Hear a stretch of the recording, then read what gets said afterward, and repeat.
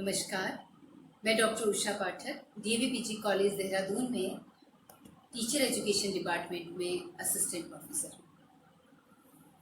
जैसे कि आप देखेंगे pedagogy of teaching of mathematics अर्थात गणित शिक्षण की विधि। गणित शिक्षण की विधियों के भाग 1 के अंतर्गत इंडक्टिव और डिडक्टिव मेथड की चर्चा की जा चुकी है। आज हम जो चर्चा करेंगे गणित शिक्षण की विधियों का, उनमें से एक मेथड है एनालिटिक मेथड अर्थात विश्लेषणात्मक विधि और दूसरा है सिंथेटिक मेथड यानी कि संश्लेषणात्मक विधि। तो सर्वप्रथम हम एनालिटिक मेथड को लेते हैं। एनालिटिक वर्ड एनालिसिस से आया है, जिसका तात्पर्य क्या है? टू ब्रेक अप और to resolve a thing into its constituent elements, अर्थात किसी भी जटिल समस्या को उसके सिंपलर पार्ट्स में तोड़ना यानी कि एनालाइज करना एनालिसिस कहलाएगा। ये एक तरह से किसी भी कठिन से कठिन जो समस्या होती है मैथमेटिक्स में, उसको अनफोल्ड करने की प्रक्रिया है। इस अनफोल्ड करने की प्रक्रिया में क्या होता है, हम सिंपलर पार्ट्स में समस्या को तोड़ते हैं और उन पार्ट्स को लॉजिकली हम रिलेट करते हैं, उनके बीच में रिलेशनशिप स्टैब्लिश करते हैं तार्किक रूप से और समस्या के हल की तरफ पहुंचते हैं। इस प्रक्रिया में एनालिटिक मेथड में हम कैसे प्रोसीड करते हैं, किस तरह से परिस्थितियों में हम आगे बढ़ते हैं।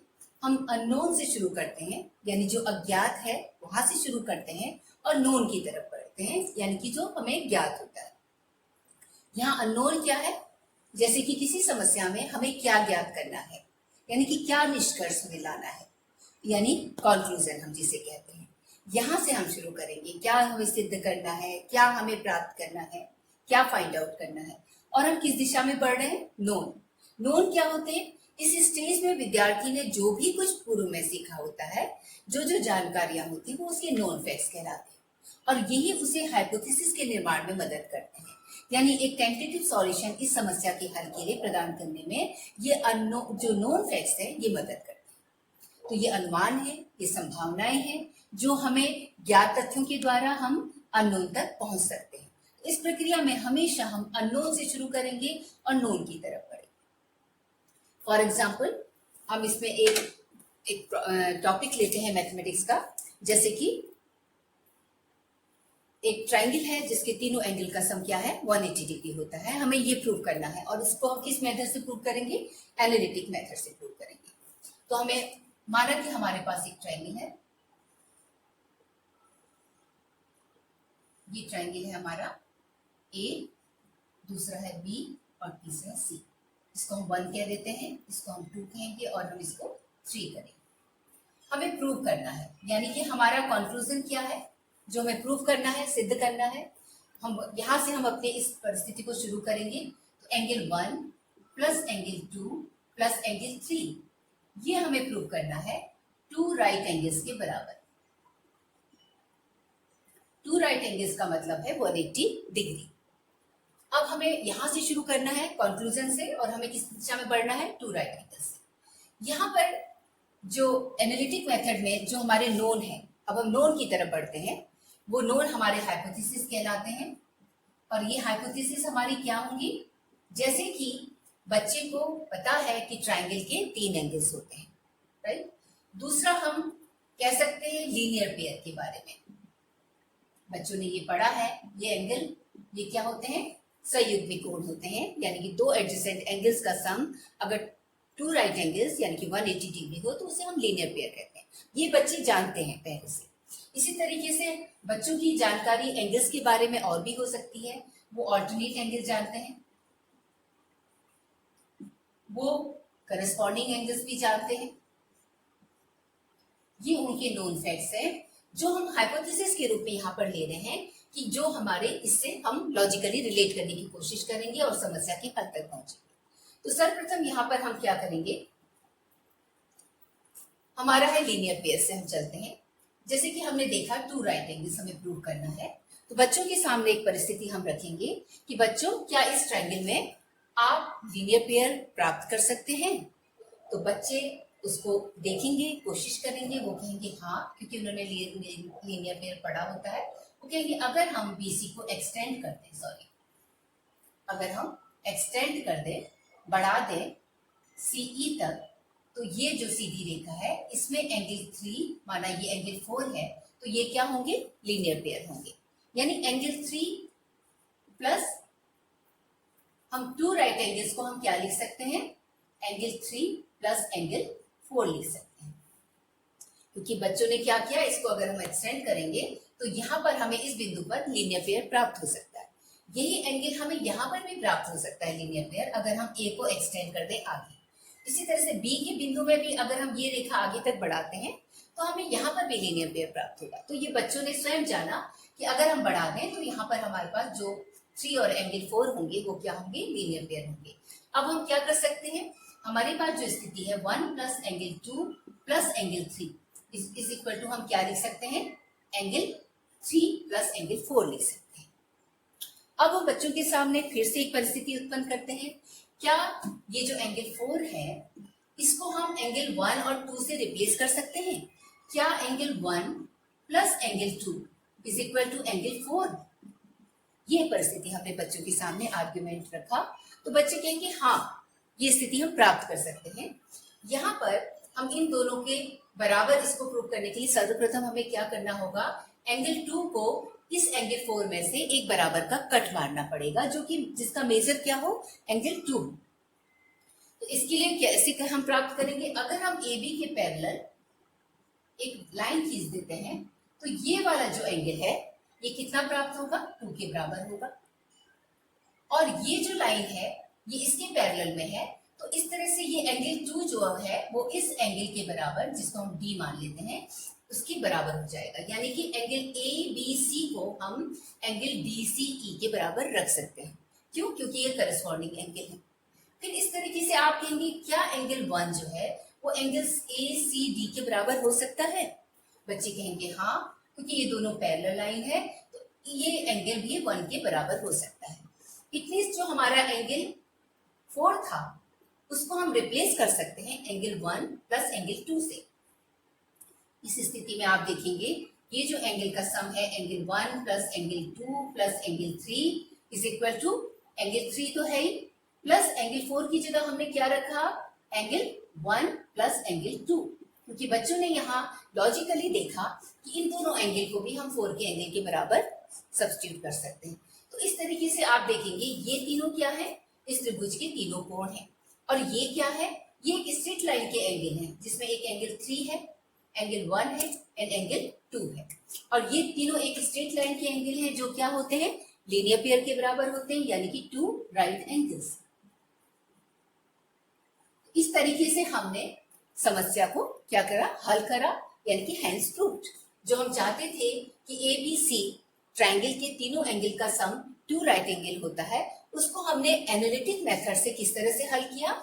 हमने यहाँ पर जो हमारे कंक्लूजन था वहां से शुरू किया और इस कंक्लूजन के द्वारा हमने कहाँ तक गए, हम जो हमारे नोन फैक्ट्स थे। तो ये कंक्लूजन से हमने शुरू किया, ये 2 राइट एंगल्स होता है। इस 2 राइट एंगल्स को हमने फिर अपनी हाइपोथेसिस से जोड़ा जो कि लीनियर पेयर के बराबर माना, और फिर इस लीनियर पेयर में भी हमने एंगल को 1 और 2 से हटा के उसे कंपेयर किया। तो इस तरह से हम सॉल्यूशन तक पहुंचे। तो ये हमारी एनालिटिक मेथड है। इसी तरीके से अगर इसी स्थिति को हम सिंथेटिक मेथड से सॉल्व करना चाहें तो हम कैसे करेंगे। तो सिंथेटिक मेथड जो है यानी कि संश्लेषणात्मक विधि, ये जस्ट एनालिसिस का अपोजिट है। यानी एनालिटिक मेथड का अपोजिट जो है वो सिंथेटिक पैटर्न होता है। इसमें क्या होगा, अगर हम अननोन से नोन की तरफ जा रहे हैं तो इसमें जस्ट उल्टा क्या है, हम नोन से शुरू करते हैं और हम अननोन की तरफ बढ़ते हैं। इसी तरीके से ये नोन हमारे क्या है, हाइपोथेसिस है, यानी कि जो हम जानते हैं, और ये अननोन क्या है, वो कंक्लूजन है जिसे कि हमें सॉल्व करना है। इस तरीके से अगर यही समस्या हम लें कि ट्रायंगल के तीनों एंगल का सम 180 डिग्री होता है या 2 राइट एंगल्स होता है, तो इसको सिंथेटिक मेथड से हम किस तरह से प्रूव करेंगे। तो सिंथेटिक मेथड में हम क्या करेंगे, हमारे पास ये ट्रायंगल है, हम फिर से इसको ले लेते हैं, माना ए बी और ये सी ए ट्रायंगल है। अब हम इसमें यहाँ पर हमें गिवन क्या है कि angle A plus angle B plus angle C is equal to 180 degree, ये हमें प्रूव करना है। लेकिन हमें कंस्ट्रक्शन करना है यहाँ पे, ये कंस्ट्रक्शन यानी कि रचना हम जिसे कहते हैं, जब भी हम थ्योरम्स को प्रूव करते हैं तो हमें कुछ रचनाएं करनी होती है। तो हम यहाँ पर क्या करेंगे, जो हमारे नोन फैक्ट्स हैं वो कंस्ट्रक्शन के रूप में है, जो फाइंड आउट है। हमें पता है कि हमें इस त्रिभुज के तीनों कोणों का योग 180 डिग्री होता है। इसको प्राप्त करने के लिए क्या रचना करनी होगी, सर्वप्रथम हम इसको सी तक माना, हमने ई तक इसको क्या किया, एक्सटेंड किया, बढ़ाया, और ए बी के पैरेलल हम इसमें एक लाइन ड्रॉ करते हैं जो कि सी डी। इस तरह से हमने कंस्ट्रक्शन किया, हमें ये प्रूफ दिया हुआ है और हमें कंस्ट्रक्शन हमने ये किया।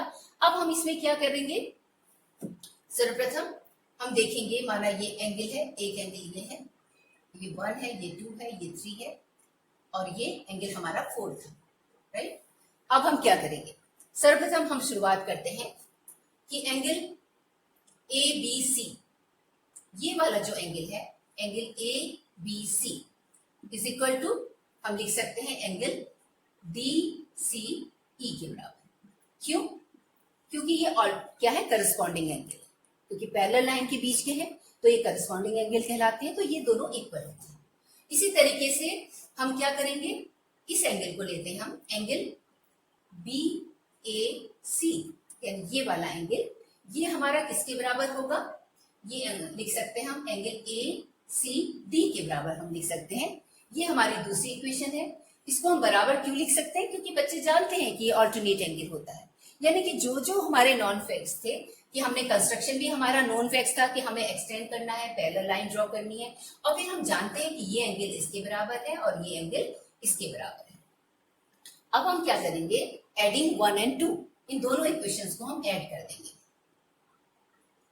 ऐड करने के बाद हमारे पास क्या आया, लेफ्ट हैंड साइड में आता है angle A B C plus angle B A C, इन दोनों को हमने ऐड कर दिया। इसी तरह से राइट साइड में भी हम इन एंगल्स को ऐड करेंगे, angle D C E plus angle A C D. इस तरह से हमने दोनों एंगल को इस तरह से दिखा दिया दोनों तरफ से। अब माना कि हमारा जो ये एंगल है ए सी बी, हम दोनों साइड में ऐड कर देते हैं, क्योंकि दोनों साइड में ऐड करने से क्या है, इक्वेशंस में कोई फर्क नहीं पड़ता है, ये हम जानते हैं। तो अब हमने तीसरा एंगल जो है इन दोनों में ऐड कर दिया, यानी इस बी ए सी तो हमारा पहले से था, अब कौन सा एंगल ऐड किया हमने, A C B. Angle A C B हमने लेफ्ट साइड में ऐड कर दिया। सिमिलरली हमने इधर का जो राइट साइड के जो एंगल्स थे, इसमें भी हमने क्या एंगल ऐड किया है, एंगल ए सी बी। अब आप देखेंगे ये तीनों जो एंगल है वो इस ट्राइंगल के तीनों एंगल हैं, ए बी सी यानी ये एंगल, बी ए सी यानी ये angle, and third A C B ये एंगल। इन तीनों एंगल को अब हम सामने राइट साइड में हमें क्या मिल रहा है, एंगल डी सी ई। डी सी ई हमारा ये एंगल है और ए सी डी हमारा ये एंगल है, और थर्ड एंगल जो है वो ए सी बी हमारा ये एंगल है। तो आप देखेंगे ये तीनों जो एंगल हैं ये एक स्ट्रेट लाइन के एंगल हैं, और ये कितने होते हैं, 2 राइट एंगल्स होते हैं, यानी कि 180 डिग्री होता है। और इस तरह से हमने इसको प्रूव कर दिया। तो ये सिंथेटिक पैटर्न में हमारे डिडक्टिव फॉर्म में हमने क्रमबद्ध रूप से सारे सोपानों को जब हम रखते हैं तो ये सिंथेटिक मेथड के अंतर्गत की प्रक्रिया होती है। यानी यहाँ पर हमने कुछ खोजा नहीं है, हमें पता है कि हमें क्या कंस्ट्रक्शन करना है, हमें पता है कि किस तरह से करना है। सारे स्टेप्स को हम एक क्रमबद्ध रूप से प्रस्तुत करते जाते हैं और बच्चे इसको क्या करते हैं, सुनते जाते हैं और सीखते जाते हैं। तो इस तरह से सिंथेटिक मेथड में हमने जस्ट अपोजिट, यानी कि हम नोन से अननोन की तरफ बढ़े। इस तरह आपने देखा कि इन दोनों विधियों के अंतर्गत हम क्या पा रहे हैं कि एनालिसिस में हम क्या करते हैं, स्प्लिट टू सिंपलर स्टेप्स। सबसे पहले हम क्या कर रहे हैं, प्रॉब्लम को सरल स्टेप्स में तोड़ रहे हैं, यानी कंक्लूजन जो हमारा था। एंड एस्टेब्लिश लॉजिकल कनेक्शंस, यानी कि जो हमारे नोन फैक्ट्स हैं उनके साथ उन सिंपलर पार्ट्स को हम इस तरह से जोड़ रहे हैं कि हमारा एक लॉजिकल कनेक्शन हमें मिल जाए, एक ऐसा तार्किक संबंध जो हमें समस्या के हल तक ले जा सके। इस तरह से split to simpler steps and establish logical connections.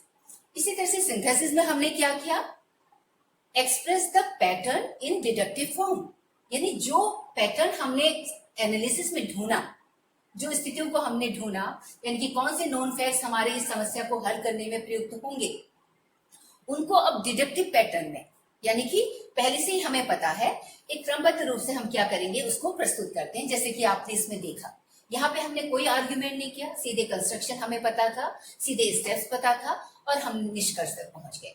तो इन दोनों विधियों में आप एक में एनालिसिस की प्रक्रिया थी तो एक में सिंथेसिस की प्रक्रिया थी। एनालिसिस में हमने फाइंड आउट किया, ढूंढा, खोजा तथ्यों को, सॉल्यूशंस को, और सिंथेसिस में हमने एक सिस्टमैटिक पैटर्न के रूप में अपनी समस्या के हल को प्रस्तुत किया। इन दोनों विधियों को हम इस तरीके से इस उदाहरण के द्वारा समझ सकते हैं। अब हम अगर एनालिटिक मेथड को लें तो इसके क्या फायदे हैं, इसके क्या लाभ हैं, तो देखा जाता है कि सबसे ज्यादा यूजफुल कब होता है, जब हमें किसी थ्योरम को या किसी प्रमेय को हल करने के लिए किस तरह की कंस्ट्रक्शन की हमें आवश्यकता है, किस तरह की हमें स्टेप्स की जरूरत है, उसको खोजने में हमारा एनालिटिक मेथड हमें मदद करता है। यानी useful in finding out the steps for construction.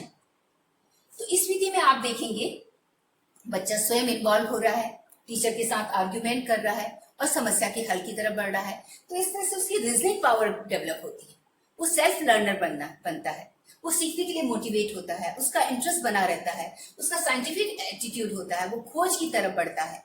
और इस तरह से खोज की तरफ बढ़ने से क्या होता है, ये क्रैमिंग की प्रवृत्ति को बढ़ावा नहीं देता है, बच्चा भूल नहीं सकता है, तो उसका सेल्फ कॉन्फिडेंस बढ़ता है। तो एक तरह से एक साइकोलॉजिकल मेथड है जो पेडागोजी के अंतर्गत हम कहते हैं कि हमारी टीचिंग ऑफ मेथड्स की जो प्रक्रिया है वो कैसी होनी चाहिए, बच्चों की साइकोलॉजिकल और फिजिकल नीड्स के अकॉर्डिंगली होनी चाहिए। तो उस चाइल्ड सेंटर्ड अप्रोच की समस्त जो प्रक्रियाएं हैं उनको ये फुलफिल करता है। लेकिन अगर इसकी कमी देखी जाए, इसकी लिमिटेशंस क्या है, तो टाइम कंज्यूमिंग है, ये इकोनॉमिकल नहीं है, काफी लंबा समय लगता है। प्लस इसकी एक कमी और है, इसमें जो एवरेज स्टूडेंट है, बिलो एवरेज स्टूडेंट, ये विधि उनको सूट नहीं करती है, वो उससे उतना फायदा नहीं उठा सकते हैं, उतना नहीं सीख सकते हैं। इसी तरीके से अगर सिंथेटिक मेथड के हम लाभ की बात करें तो ये क्या है, ये टाइम सेविंग है मेथड, मेहनत बचाती है, हमारा समय बचाती है। इसमें क्या है कि हम डिडक्टिव पैटर्न में जो भी फैक्ट्स हमारे नोन होते हैं, हमें पता होता है, उसको सिस्टमेटिकली प्रेजेंट करके सीधे हमें निष्कर्ष तक पहुंचा देती है, तो समय कम लगता है। इस तरह की जो प्रक्रिया है सिंथेटिक मेथड, क्योंकि बच्चों को सिर्फ सुनना है और एक पैसिव लर्नर की तरह, एक निष्क्रिय रूप में एक श्रोता की तरह सीखना होता है, तो इस तरह की विधि जो होती है वो सभी को सूट करती है। इसकी जो कमियां हैं वो यही है कि अनसाइकोलॉजिकल है ये, क्योंकि चाइल्ड सेंटर्ड अप्रोच नहीं है, इसमें बच्चे की पार्टिसिपेशन निल है। बच्चे के सामने टीचर जो है सुपीरियर का रोल प्ले करता है, वो अपनी समस्त प्रक्रिया को बच्चों के सामने रखता है, बच्चे उसे स्वीकार करते हैं और उसे सीखते हैं। तो इस तरीके से यहाँ पर क्रैमिंग की जो प्रवृत्ति है, रटने की प्रवृत्ति को ये बढ़ावा देते हैं, क्योंकि बच्चे को ऐसे प्रश्न को जब सिंथेटिक मेथड से सॉल्व करना हो तो उसे स्टेप्स याद करने पड़ते हैं। जहां याद करने पड़ेंगे वहां फॉरगेटफुलनेस भी होगी, यानी भूलने की प्रक्रिया भी होगी, और जहां बच्चा भूल सकता है तो वहां उसका कॉन्फिडेंस भी लैग करता है, यानी आत्मविश्वास खो सकता है। अक्सर हमने देखा है कि जब हम थ्योरम्स को प्रूव करते हैं ज्योमेट्री में, तो बच्चे जब रट के जाते हैं तो उनको हमेशा भय बना रहता है कि कहीं ये क्वेश्चन मुझसे न सॉल्व हो, मैं कहीं भूल न जाऊं, तो ऐसी प्रॉब्लम से वो हमेशा बचते हैं। लेकिन वर्तमान में आजकल थ्योरम को प्रूव करने के सिंथेटिक पैटर्न नहीं, बल्कि इनके एप्लीकेशंस पे जोर दिया जाता है। लेकिन यहाँ पर मैं ये कहना चाहूंगी कि अकेले एनालिटिक मेथड भी अपने में संपूर्ण नहीं है और ना सिंथेटिक मेथड।